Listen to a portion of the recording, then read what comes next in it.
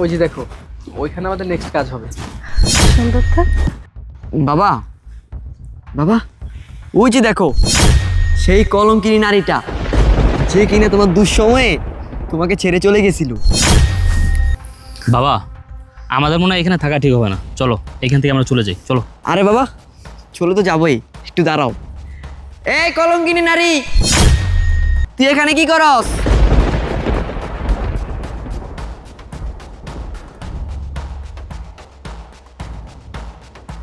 বাবা নীরব, তুই? কতদিন পরে তোরে দেখলাম। স্যার আপনি এখানে? আসসালামু আলাইকুম, ভালো আছেন? ভাবনা, তুমি আমাদের স্যারের ছেলেকে চিনো নাকি? ইয়ে মানে, তুমি ওনাকে স্যার কেন বলছো? আরে স্যারকে স্যার বলবো না তো কি বলবো? আমি যার কাজ করি উনি তো সে। আর এখানে যত প্রজেক্ট দেখতেছো সব কিছুর মালিক তো আমাদের রুবেল স্যার। কি বলছো এসব? আসলে জিসান সাহেব, ছেলেকে নিয়ে স্কুলে যাচ্ছিলাম, গাড়ির অপেক্ষাই করছিলাম। তা আপনি ইদানিং কাজকর্ম বাদ দিয়ে কি মেয়ে মানুষ নিয়ে ঘোরাঘুরি করতেছেন নাকি? না না স্যার, কি বলতেছেন? মেয়ে মানুষ নিয়ে কেন ঘুরবো? আসলে ও আমার ওয়াইফ, গতকালকে এসেছে। ও বায়না করেছিল যে আমি যেখানে কাজ করি সেই প্রজেক্টগুলো ঘুরে দেখবে। এই জন্যই আজকে নিয়ে আসলাম আমাদের এই প্রজেক্টগুলো ওকে দেখানোর জন্য। ভাবনা, তুমি তো আমাকে বললে না তুমি আমাদের স্যারের ছেলেকে কিভাবে চেনো? এ মহিলা বলতে পারবে না, কারণ এই মহিলার তো বলার মুখ নেই। আমি আপনাকে বলছি, আসলে এই মহিলার গর্ভে আমার জন্ম হয়েছিল। কি ভাবনা, স্যারের ছেলে এসব কি বলছে? ও ঠিকই বলছে, ওকে আমিই জন্ম দিয়েছি, আমিই ওর মা। তার মানে ও তোমার ছেলে আর আমার স্যার তোমার এক্স হাজবেন্ড? না না না না, উনি আমাকে জন্ম দিতে ঠিকই, কিন্তু উনি আমার মা না, কারণ ওনার মতো মহিলা কারো মা হওয়ার যোগ্যতা রাখে না। তার মানে ও তোমার ছেলে? তুমি আমার এই স্যারকে রেখে, এরকম একটা সন্তানকে রেখে তুমি আমাকে বিয়ে করেছো। কিন্তু তুমি তুমি তো আমাকে বলেছিলে তোমার হাজবেন্ড ইনকাম করে না, বেকার, তোমাকে মারধর করে, এই জন্য তুমি তাকে ছেড়ে দিয়েছো। আর এই জন্যই আমি তোমাকে বিয়ে করেছিলাম। তুমি কি না আমার এই স্যারের নামে সব মিথ্যে কথা বলেছো? হ্যাঁ, আমি ভুল করেছিলাম।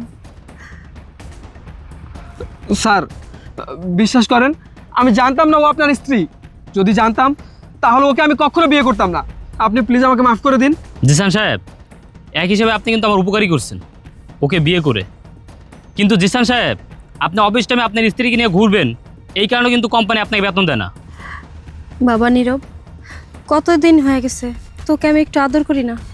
আয় না বাবা, তোকে একটু আদর করি। খবরদার, আপনার ওই পাপি হাত দিয়ে আমাকে স্পর্শ করবেন না, না হলে কিন্তু আমি ভুলে যাব যে আপনার গর্ভে আমার জন্ম হয়েছিল।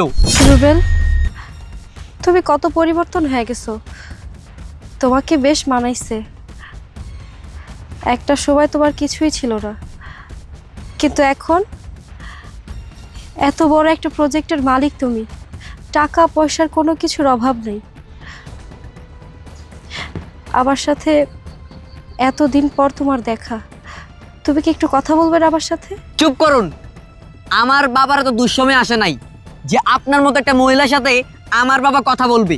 হ্যাঁ আমি মানলাম, একটা সময় আমার টাকা পয়সা বাইরে গেলে কিচ্ছু ছিল না, আমি তোমার সমস্ত শখ আহ্লাদগুলো পূরণ করতে পারতাম না, কিন্তু আমি তোমাকে ভালো কম বাসতাম না। তাহলে তুমি কেন আমার নামে মিথ্যা কথা বললে? কেন আমার নামে মিথ্যা অপবাদ দিলে? আমি তোমার গায়ে হাত তুলতাম? আমি তোমাকে মারধর করতাম? আমি বেকার ছিলাম? আরে আমি তোমার সামর্থ্য অনুযায়ী তোমাকে খুশি রাখার চেষ্টা করতাম। তার মানে তুমি এতদিন আমাকে সব মিথ্যে কথা বলেছো। তুমি স্যারের মতো একজন ভালো মানুষের সাথে সংসার করতে পারোনি, তুমি আমার সাথে কিভাবে সংসার করবে? হ্যাঁ হ্যাঁ, আমি ভুল করেছিলাম। আমার স্বামীর ইনকাম কম ছিল, আমার সব চাহিদাও পূরণ করতে পারতো না, সেজন্য ওকে ছেড়ে আমি চলে গিয়েছিলাম। কিন্তু আজ দেখো, ও তোমার মালিক, তুমি ওর আন্ডারে চাকরি করো। ওকে ওই দিন আমি ছেড়ে চলে গিয়ে ভুলই করেছিলাম, সেটা আমি এখন বুঝতে পারছি।